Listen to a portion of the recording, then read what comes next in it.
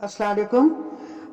बराए मेहरबानी मेरी ये आवाज़ ऑनरेबल मेंबर्स नेशनल असेंबली को पहुंचा दीजिएगा कि कल मिनी बजट एजेंडा पे है और उसके साथ स्टेट बैंक की सो कॉल्ड ऑटोनॉमी का बिल है। और मेरे आपसे ये रिक्वेस्ट है कि ये सिर्फ स्टेट बैंक की ऑटोनॉमी का बिल नहीं है, ये पूरा अमेरिका का जियो स्ट्रेटेजिक एजेंडा है इस खित्ते में। और अगर ये बिल खुदा न खास्ता पास हो गया तो पाकिस्तान जो है वो अपनी इस मौजूदा हालत में होगा नहीं, बरकरार नहीं रह पाएगा। ये तो बिल्कुल इस तरह का बिल है जैसा कि कोई पावर हो, जो कोई मुल्क कोई हारता है तो उस पर जो जिस किस्म के रेपरेशंस लगाए जाते हैं, ये उस किस्म की इसमें शिकें हैं। इसमें बिल्कुल पाकिस्तान के फाइनेंशियल सेक्टर जो है वो बिल्कुल ख़त्म हो जाएगा।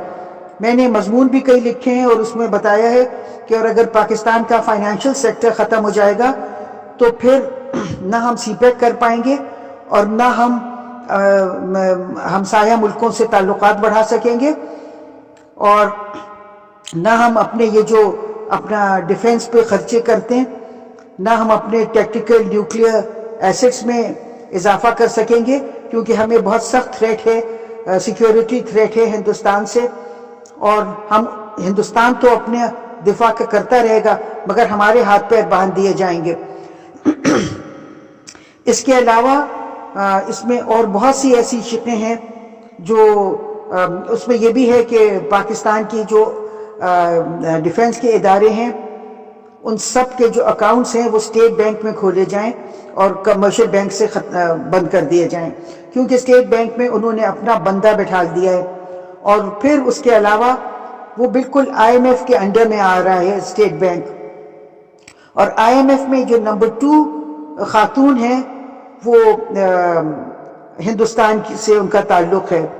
और कोशिश ये की जा रही है कि हिंदुस्तान और अमेरिका मिलके पाकिस्तान के डिफेंस के जो खर्चे हैं और जो हमारी प्रोग्राम्स हैं उनको देखें।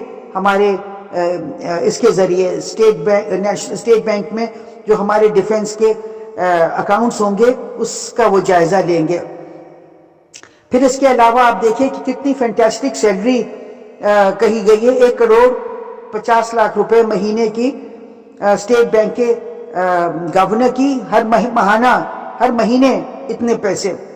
और फिर 3 डिप्टी गवर्नर्स होंगे, उनके भी कम से कम 1 करोड़ महीने के तो होंगे।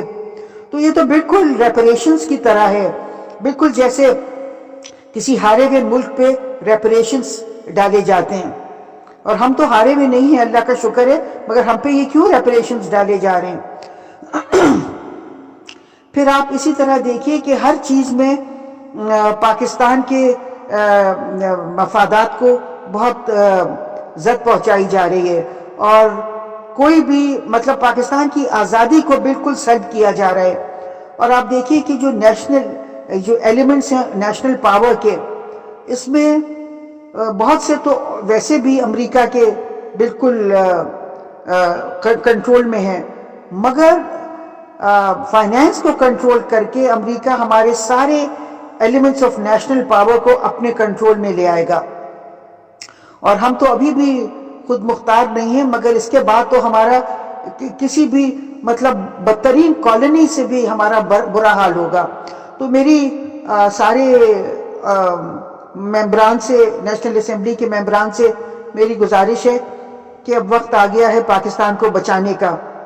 और मैं समझती हूँ कि ये आप लोगों को इसका सेहरा जाना चाहिए कि अगर आप लोग इसकी मुखालफत करेंगे स्टेट बैंक की ऑटोनॉमी के बिल की, तो हम लोग मिल के पाकिस्तान को बचा सकते हैं।